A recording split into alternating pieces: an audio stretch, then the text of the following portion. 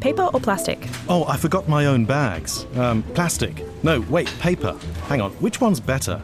I don't know. Don't stress, Neil. The podcast Living Planet is here to help. We know you want to do what's right for the planet, but you're busy and you have to make 1,000 small decisions every day. So we endeavor to answer, what's better? Cotton or polyester? Tea or coffee? For answers to these environmental conundrums and your questions, subscribe to Living Planet wherever you listen to podcasts.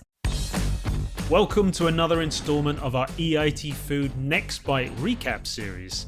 I'm Matt Eastland, and today we're diving into the critical theme of building fair and resilient food systems. In 2023, over 258 million people across 58 countries faced acute food insecurity, driven by climate change and fragile supply chains. EIT Food is tackling these challenges with our community through three key areas: sustainable food production, shorter urban supply chains, and equitable business models. Our vital mission to safeguard global food equity was a central focus at NextBite 2024, where we connected with changemakers driving this transformation. Let's begin with Estefania Simon-Sasic, founder of Mycelium Gastronomy, futurist, strategic consultant, and Michelin-trained chef. Estefania, welcome to the Food Fight podcast. It is a pleasure to have you on the show. Thank you for being here with us. Thank you for having me. It's an honor. Well, it's a pleasure for us. Before we get into it, can you tell us a little bit about yourself, what you do, and the activities that you run? I am Estefania Simon-Sasic. I'm the founder of Mycelium Gastronomy Network, a network of food practitioners that are located globally. And we try to cover the diversity of what we call the gastronomy value chain, which is the food value chain, but through a cultural sensitive lens. Okay. So we have people working in retail, chefs, farmers, people working in the food industry, academia. The idea behind is to bring people across silos together to collaborate in different projects, especially in the field of education, formal and not formal education, and product development, program development. Okay, amazing. Thank you for summing that up for us. And I was reading your bio, which is amazing, by the way. So I'm going to read this out because there's a lot here. So you're a trained Michelin chef turned futurist and founder of a global collaboration platform that connects food scientists, hospitality groups, governments, institutions, local farmers to drive positive change in the food system. Quite a journey. So how did starting out as a Michelin chef set you on this road? I was born in Venezuela. When I was a teenager, we started having a lot of political unrest in the country that continues to the day. Right. And, food professions, vocational professions in food are very transferable skill geographically. So I think there was a bit of a way of learning a skill to find a better future somewhere else. Okay. I came to Spain after finishing culinary school in my country to a 3 Michelin star restaurant called Martín Berasategui. 3 Michelin stars? Yeah. Wow. So I stayed there for 2 years, and I really felt like the level of excellence was really hard to attain in my country in any other field, if that makes sense. Yeah. So I was really motivated of being in the very best of something. Okay. Maybe I should have studied in a very great university, but that's not what happened. I guess there's a bit of a proneness to action, and also in the kitchen you learn so much about the world. You are confronted with people from everywhere in the world, with different cultures, different socioeconomic strata. It's really hard to get that kind of diversity and world outlook when you only work in an office. With all due respect, I know my friends that work in you don't have that kind of exposure, so it's thrilling, and there's a lot of adrenaline, high standards, so it's really exciting. But after I had a motorbike accident, no, sorry to hear that. Yeah, I was I'm over-reliant on my body, so I want to explore other things, and started exploring a lot of things.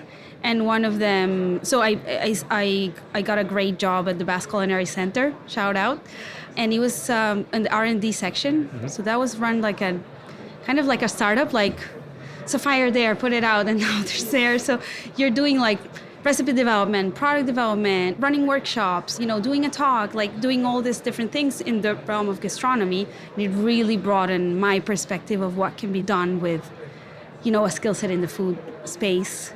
And then I said, well, I want to bring in more diversity. And I guess it's kind of circling back to Venezuela and the global majority and how our voices need to be heard in more mainstream spaces. So that's kind of the underlying motivation of mycelium in a way. Yeah. I mean, what a journey, and I can really sense that it's that kind of multicultural aspect plus the innovation side that you've got from working the kitchens that's kind of pushed you on, which is really amazing. Love that. Do you have any great examples of like success stories off the back of the collaborations that you're now driving that you'd like to talk about? Couple of them that come to mind. We created a methodology for workshops and gatherings called Transform that wants to leverage that.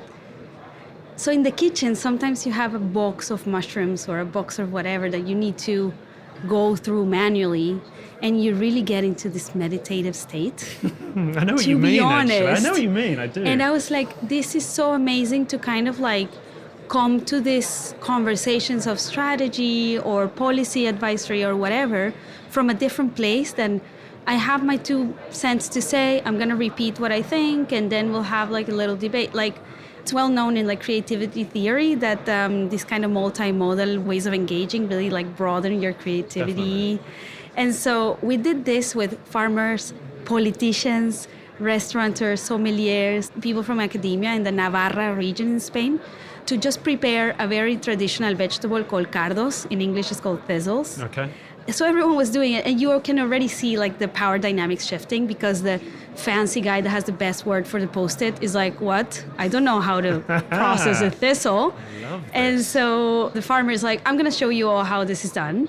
And the chef. And so, like it kind of horizontalizes the space a little bit. I get it. So they came together. We were talking about what do we want the sustainable gastronomy of the region look like. And it actually came down to a manifesto that was published. We have around 5,000 signing or subscriptors of the manifesto. And it's actually like a founding piece for the strategy for 2030 of sustainable tourism and gastronomy for the Navarra region. Amazing. So that's like a cool way that we have found that people can actually get to collaborate. And the other one, we're working with a huge private company from the US, billion plus revenue yearly. Right. And they came to us because they didn't really know who to ask to train their commercial and sales team into like selling sustainability, like actually understanding what are the business benefits of sustainability in food, or just sustainability in general? Sustainability is a holistic. So we can't really silo it or put it into little tight boxes like we've done. So of course, sustainability in general intersects with food in terms of like the energy in manufacturing, the gas in transportation, of course, like inputs and outputs of agricultural.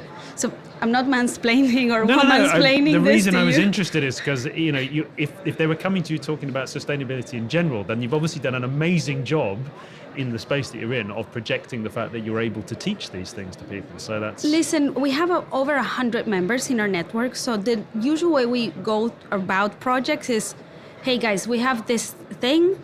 We sign NDAs because it's really important for people to feel comfortable with more innovative organization ways. And so this set of people that are both interested and have like the more formal hard skills that are in this certain subject, we will brainstorm like, how will we approach this? Right. We have created an amazing training module workshop. We have created a custom chatbot and a lot of really interesting tools.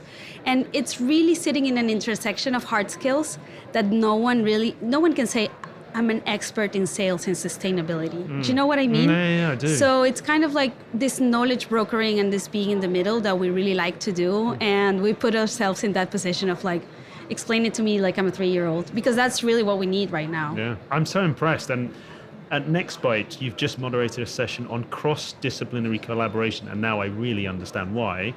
So any key discussions, highlights or takeaways that you think that it's really useful for our listeners to know about? Right, so I think the EIT crowd comes from an academic sector, a more innovation, entrepreneurship, startup space. And I don't think we have yet tapped into the potential of food service to amplify certain messages that are really well known in this community, like net zero strateges, gut microbiome, like you name it, right? Like things that in EIT food are just like everyday currency, but there's a gap between the big, bold ideas that we need to create a sustainable transition to avoid mass extinction and, bringing it down 3 levels so a 3-year-old can understand and we can all get on board. Food service feeds everyone daily or bi-daily or weekly. I mean, I don't know what's your rate of eating out. These days, not so much because I've just had a baby. But welcome to Vietnam. Yeah. Literally, I got told that when I had my kid, and I was like, "That's the most accurate thing I've ever heard." Okay. Anyways, food service feeds everyone, and we have the ability of translating concepts into sensorial pieces of information. And I think, cross-discipline between food industry, academia, science, innovation, startups, and the food service needs to be less of, hey, there's this mycelium substrate, something, can you now make it tasty before I can serve it? Rather, let's collaborate from the get-go, because there are some really interesting pieces of information regarding the consumer acceptance culture that are held in the food service industry. Okay, I understand what you're trying to say. You start from the beginning and make sure everyone's part of that. Estefania highlighted how collaboration drives innovation in the food system, breaking down silos to create systemic change. Building on this, Adele Jones from the Sustainable Food Trust shares how data and transparency are empowering farmers and influencing policy, ensuring regenerative agriculture becomes both measurable and financially viable. Adele Jones, welcome to the Food Fight podcast at Next Bite. It's a pleasure to have you here. Thank you very much. It's a pleasure to be here. Thank you for inviting me on. Oh, it's really our pleasure indeed. Just before we get into the topic, so can you explain to our listeners a little bit about who you are and the Sustainable Food Trust? So I am Adele Jones, Executive Director of an organisation called the Sustainable Food Trust. We are a UK-based non-profit working to accelerate the transition towards regenerative food and farming on a global scale. You obviously come all the way to Rome. So can I ask you, what is it that you are looking for at Next Bite? What are you hoping to achieve? So we're actually in fairly early stage conversation with EIT and many of the partners you work with about doing some work together, particularly on data and transparency, on regenerative agriculture metrics and how we use those to make supply chains more transparent, help government understand policy that needs to be implemented, as well as helping finance flow through to regenerative farms in a better way. At the moment, the best business case is to produce food without worrying too much about the environment or public health. And what we'd love to do is help shift that balance of financial advantage towards farming, which is good for nature, good for people, and good for the climate. And to do that, you need data. It's a bit boring, but you do. Oh, it's not boring at all. We love data on the show. And I know that one of the areas that you're particularly focused on is measuring on-farm sustainability, right? So can you tell me how you're actually going about doing that? Because I imagine that's extremely complex, isn't it? It is complicated, and it's something we set out upon about 8 years ago now, where we basically said to a group of farmers, big, small, from different parts of the country, starting in the UK, what do you think you should be measuring, and what would you like to be paid for in terms of the things that as society we don't yet value in monetary terms, like soil health, clean water, good animal welfare. And so we put the challenge back to the farmers and said to them, why don't you help us, using the best bits of stuff you already do, design a holistic, so looking at the social, environmental and economic sustainability of farms, a holistic framework of metrics. And that's really where our project, the Global Farm Metric, as it's now called, began. And the Global Farm Metric is as much as anything a mission to bring people together to agree on metrics, but through that process we have a framework with 12 categories of assessment, which farmers can use, but also companies and government can use to help understand the holistic sustainability of farms. That's cool. So, and I imagine that farmers embrace this because farmers basically originated it, right? They fed into it and they've helped you decide what to measure. So they must be embracing what you're doing.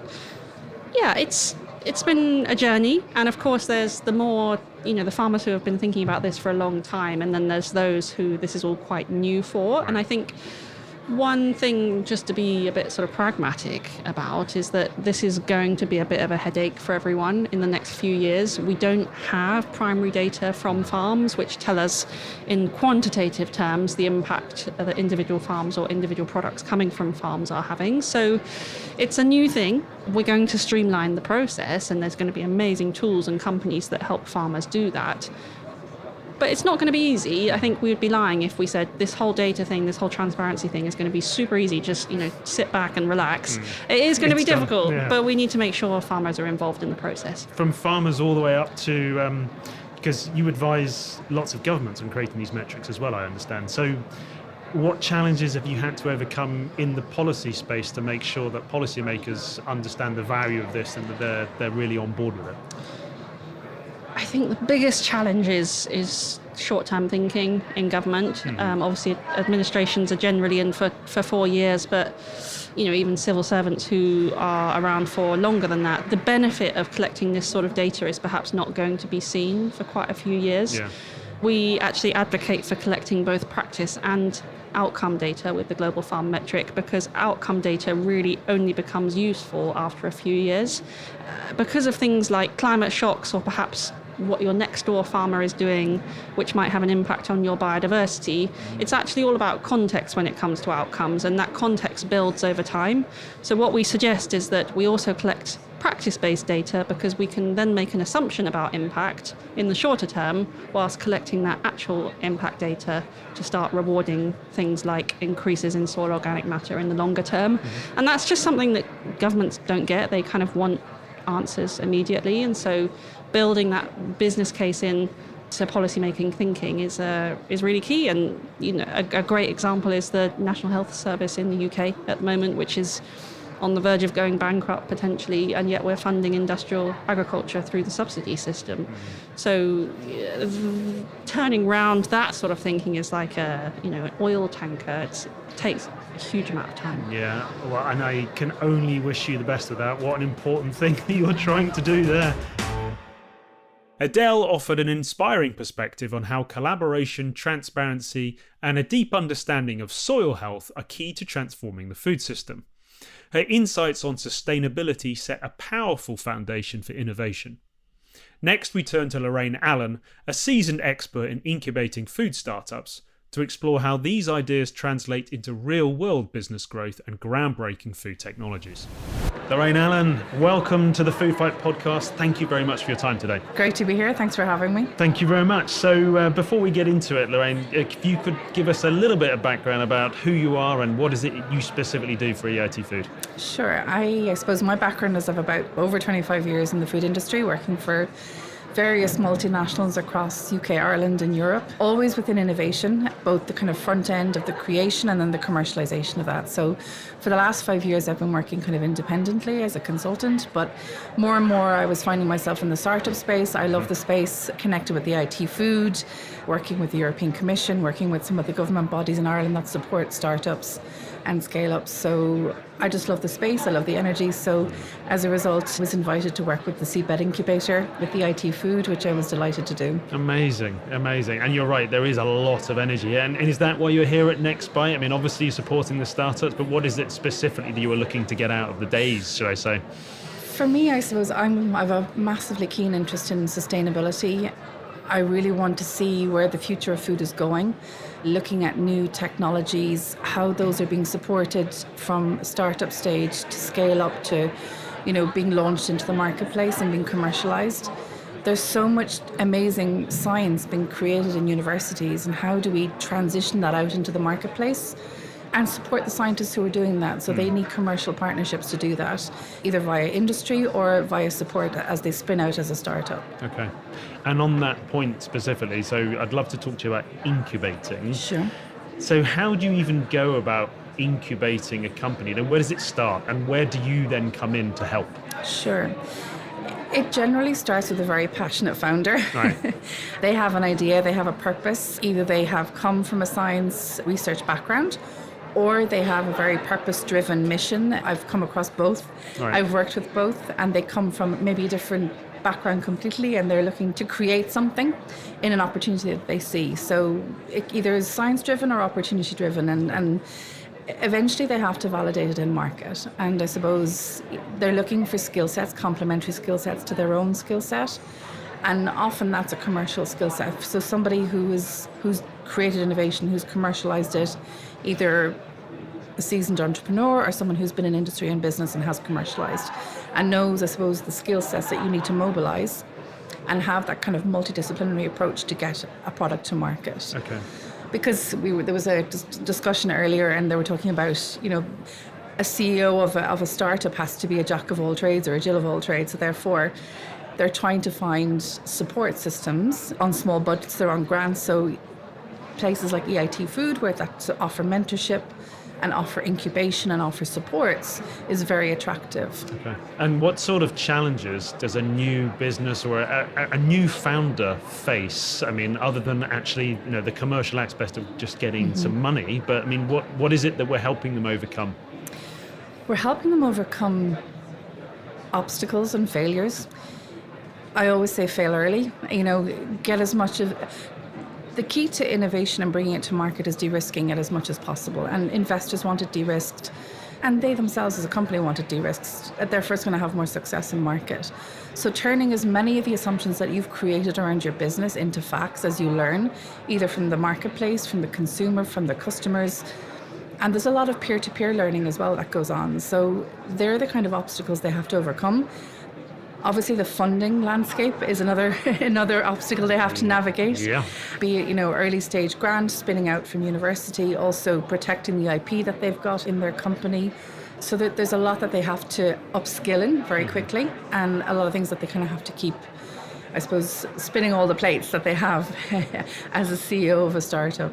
Okay. And there was obviously so many startups here at NextBite. Are there any that you've come across that you're particularly excited or interested in? I've just come from a talk on biotechnology shaping the future of food, and I think food and biotechnology colliding is a really exciting space. I've seen and I've worked with a number of startups, and I think the ones that have stood out to me are the ones that are very determined, but they're open-minded. Right. And they're wanting to learn, they're hungry to learn, they're eager to get opinion, they're eager to get, ideas bounced, and they're also bouncing off each other. So it's leveraging the network that's here, it's leveraging the mentorship supports that are here, and being willing to adapt and change, having a vision for the future for their business, but at the same time being savvy enough that they know how to navigate and got to be flexible with it. Flexible and dynamic, to shift the concept slightly or reshape their value proposition. And the value proposition for me is a key to be really clear, crystal clear about what your concept is, being able to pitch it in a way that is meaningful to a customer, and having that customer validation is a really important step to actually get that value proposition refined. Following Lorraine's insights on the challenges and opportunities in scaling food innovation, we now turn our focus to the next generation of food industry leaders. First, we hear from the Future Food Makers, a dynamic group of young food system activists at the forefront of revolutionising how we think about food production. Then we dive into conversation with representatives from EIT Food's Young Professionals platform, where emerging leaders share their perspectives on the future of food, bringing fresh, bold ideas to the table. Future Food Makers in the house, welcome to the Food Fight podcast. So in our studio today, it's a little bit cozy, but we have Carlos, Maria, Nicole and Elena. Welcome to the Food Fight podcast. Great to have you. Thank you. Thank you for so having much. us. And I think this is, amongst all of you, I think this is the third time we've actually had you on the show within different people. So it's great to have you back. Before we get into it, for people who don't know the Future Food Makers, shame on you. Who are you and what do the Future Food Makers do? So what are you trying to achieve? Who'd like to start? So basically, the Future Food Makers is a youth-led non-profit organization that we strive to make the food system here in Europe more sustainable, equal for everyone. We just had manifesto called the Menu for Change, where we outline which reforms we think we are priority for the European food system, and we just actively strive to make it better through our actions, our activism, and the dissemination of information in our social media, and also attending to events like NextBite, where we are really proud to be here, thanks to EIT Food, one of our partners. Thanks to that, we are here with you. Amazing. Well, it's so good to have you back. I mean, really, we're going to talk about what you've been doing over the last year, I think, since we had you on. So we'll get to that. But before we do that, so, what are you hoping to achieve with NextBite over the 2 days? I guess we've had the first day, but, how's it been? Any highlights and any takeaways that you have? So yesterday we presented one of the newer projects that we're working on with the YPP, Youth Professional Platform, alongside with EIT and YPART. And today we just want to network a little more, see if we find any useful connections at NextBite. Yeah. Fantastic. Yeah. And you mentioned the Young Professionals Platform. Yeah. What's the project that you're working on together? It's a Menu for Change challenge. So we're looking for groups of 3 people who have a solution to one of the items in our Menu for Change.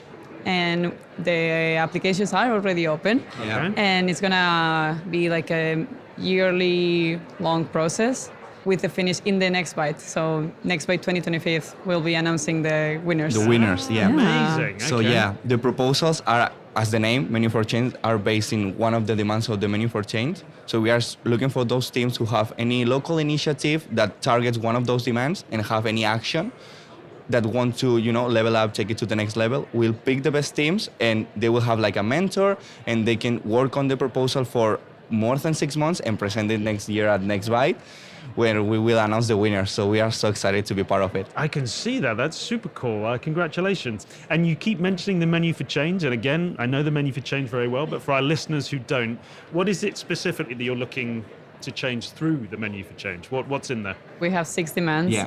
We want to tackle the food waste in Europe. We want to tackle the agricultural practices that are being done. So to be regenerative, like target as much as land as possible into under regenerative practice, which we are hearing that maybe it's not regenerative, but more back to traditional practices. Also try to introduce true cost accounting in the life cycle assessment of products to make the more sustainable and closed circuit products accessible and easier for people so they can shift to healthier and sustainable diets. We have a strong focus on education to implement more focused and sustainable courses in the curricula so little kids can start knowing about how the food system works and be aware of the choices they are doing when they are eating, because they will have like a lot of meals in their life, so they need to be conscious about the impact in the long term. Maybe if we eat like a pound chocolate for breakfast, anything won't happen, but if we try to... We would never do that. Exactly, though, right? If we eat ultra-processed food every day, it's not good for our health. Or for the health of the planet, Exactly. to be honest, because what's healthy for us will have also an impact in the health of the environment. Yeah, I love the highlights of it, and actually everybody please go and check out the Future Food Makers Menu for Change. It is brilliant, and I've been watching your progress over the last couple of years. So other than the Menu for Change, other than the work you're doing with the Young Professionals Platform, what have you been doing together over the last a year, I think, since we last spoke? On one of the first projects that we worked on was an evaluation report of the Menu for Change. So what has been done in Europe to work towards these demands that we have. And we put that out around early months of this year.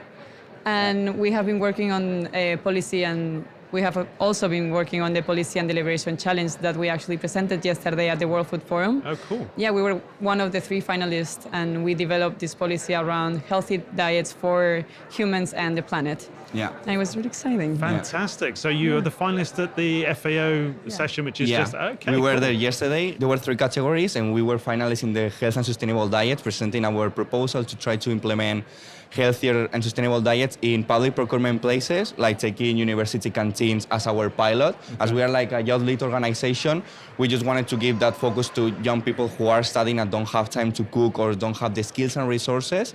So we include not gene theory with true cost accounting, which is one of the demands of the menu. Yeah. And we are just really proud.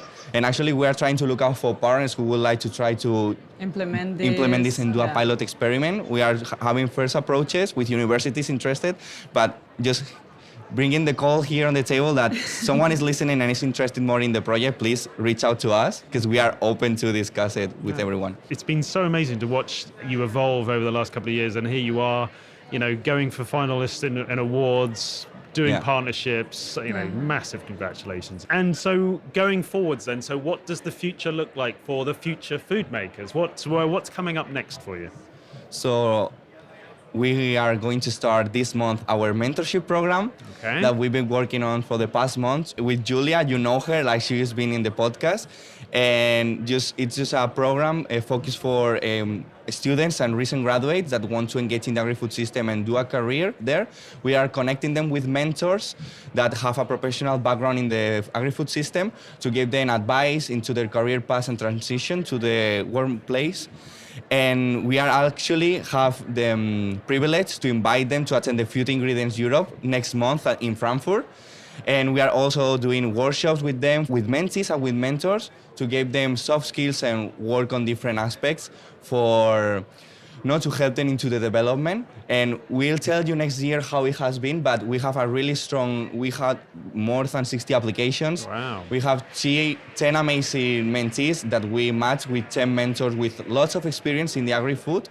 And yeah, we are really proud of what is coming up. So, and also that's why we have more people, because we need more hands in those projects to make them as easy as possible for them.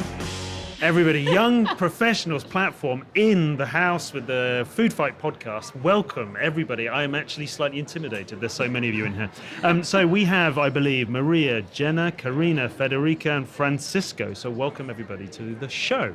Thank you so much. Thank you for having us. Great. So before we start talking about, all the kind of great work that you're doing, can you just, for our listeners, outline what is the Young Professionals platform and what are you looking to achieve?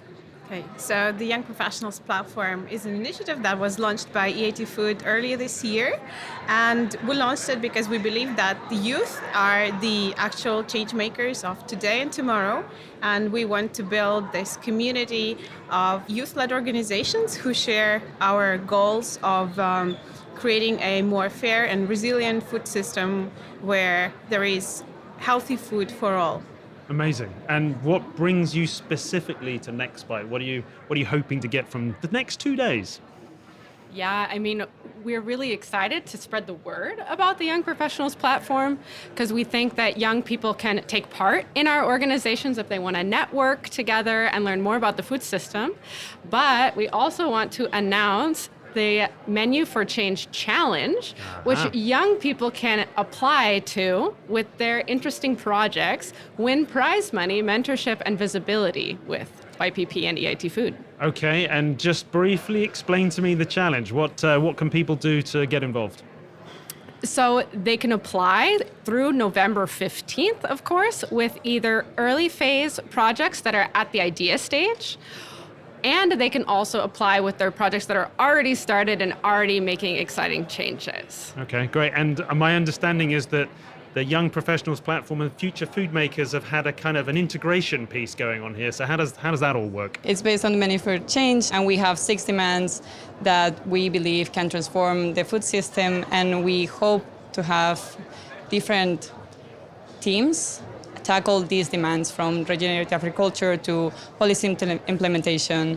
But it's all in our website, and they can look it up and see if their teams align with the Menu for Change. Okay, amazing. And how are the Future Food Makers and the Young Professionals on the platform going to work together as part of the challenge? Is there, I believe there's some kind of mentorship thing going on, is that right? So yeah, basically once this team apply and we choose the team that most aligns with the Menu for Change, we will provide a successful team, a mentor, and some fundings to actually develop their idea further, and that's how the mentor is going to help them.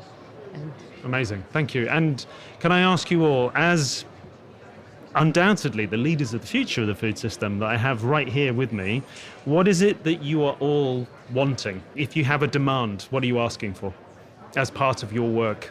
I mean, we would throw it back to the Menu for Change, right? This is a document that has been developed by young people, and it shows the demands. And we're using that to actually then say, okay, and young people are doing these things. We know that they're in the environment. Let's invest in that. So it comes back to that Menu for Change, I would say. There's a lot of work that's been done on the Menu for Change, so that really makes sense.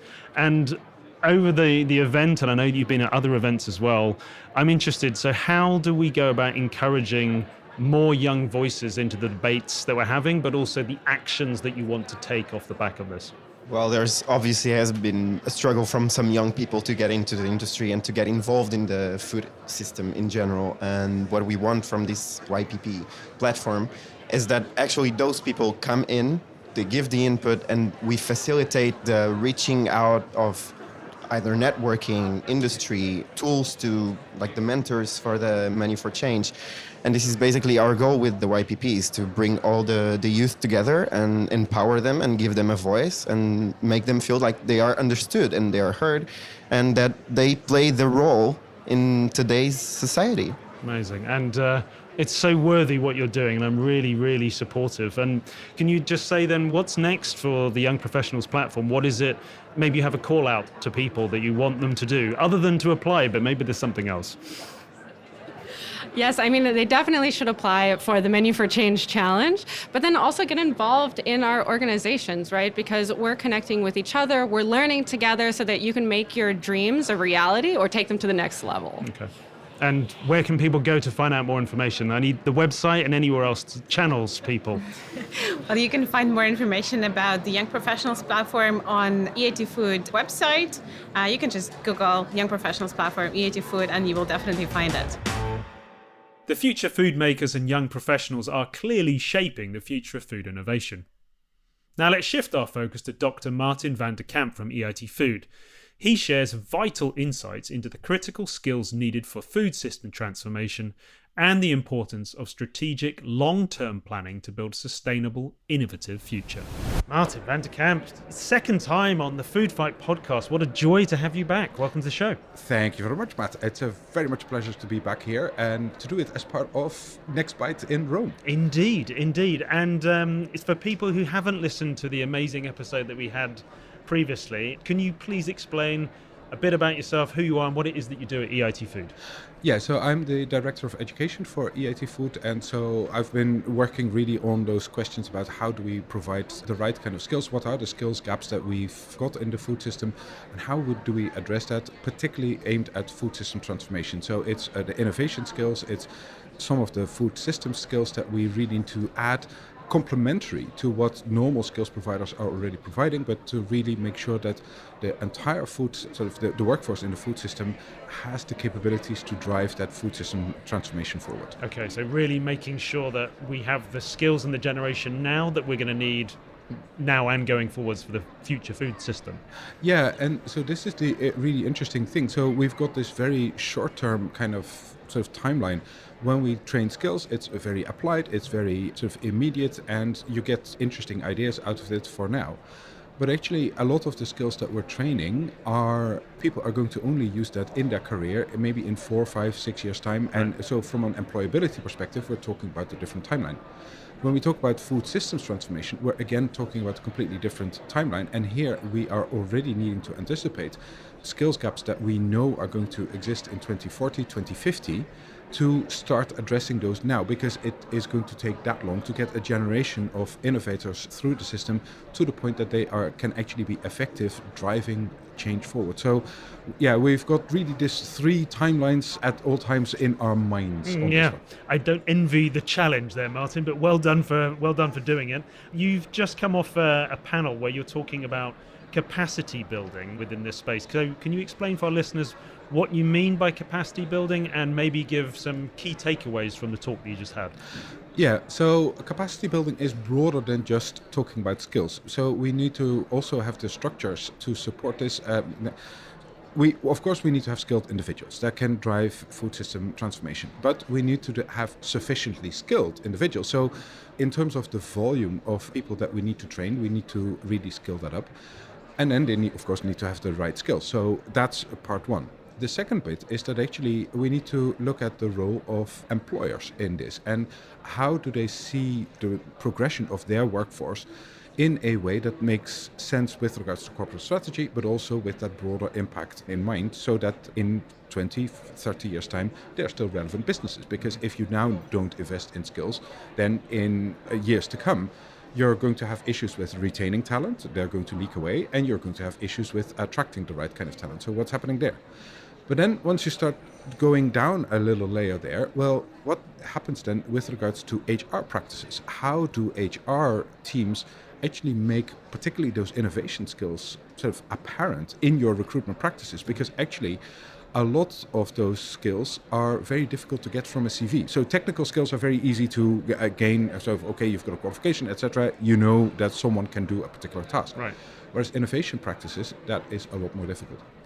But then, again, we need to go a further layer on this one, because then also we need to start thinking about what's the role of universities in their local ecosystems, and how do we need to provide capacity for them to become that integrator, to actually be able to do technology commercialization, to do sort of industry-sponsored research in a more effective way in order to drive open innovation, etc. So we're talking not only about the individual, but we're also talking about the entire web of knowledge partners, industry partners, startups, to make sure actually that we really open up this conversation. And one of the things that we've noticed is that capacity and capability building is still far away from what people are talking. So the panel, I had a fabulous panel, and there are already some amazing examples out there, but because nobody knows about it, it's under highlighted. So for example, Yildiz Holdings in Turkey is having this amazing women program to get them as part of their workforce, but also as part of their suppliers into their systems.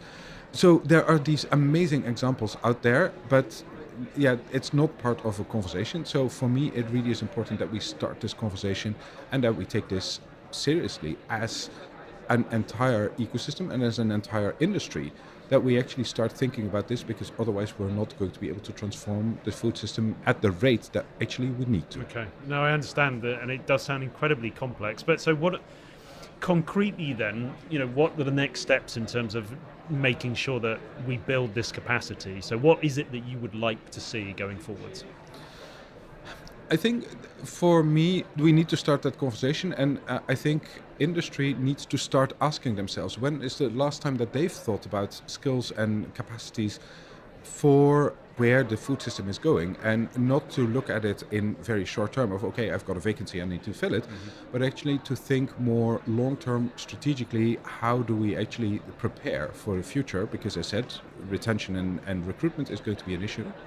So I think that is one part. I think the second part is that as an ecosystem, we need to start thinking more about where are there capabilities, shared capabilities, or in some way capabilities that where we don't need to duplicate. Because I see still a lot of duplication in the food system, and that's costing resources, it's costing effort, and so how can we be smarter about those kind of things?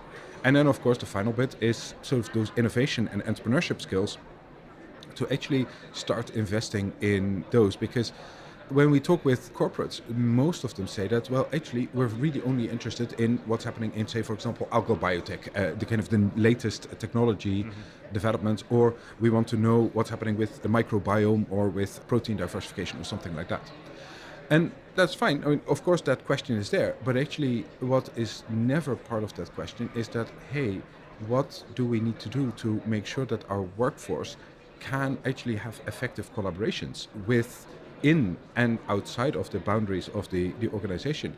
How do they actually engage with startups that have such a different culture? So we're talking about a whole range of skills that we are also going to need to develop. And here I would like to make one plug. So a lot of people are calling these soft skills, and this is where you might remember from the previous podcast, yes. I am very, very allergic to that skill, because that would almost imply that they're optional. Well, they're no longer. They are really underpinning everything that we can do as an ecosystem, as an industry. So let's also then talk about them as underpinning skills in that way, and really to start building up those stories. Yeah, thank you, Martin. And actually, off the back of that, I have stopped saying soft skills, so thank you very much. It has stayed with me. As we've heard, building fair and resilient food systems requires innovation and collaboration, supporting startups and developing the skills needed for future transformation. For more insights, visit EIT Food's website at www.eitfood.eu and join the conversation using the hashtag EITFoodFight on our LinkedIn channel. In our final Next Bite series episode, we'll explore healthier living and the role that food systems play in improving public health. Thanks for tuning into the Food Fight podcast. Don't forget to hit the follow button so you never miss an episode. Thanks, everyone.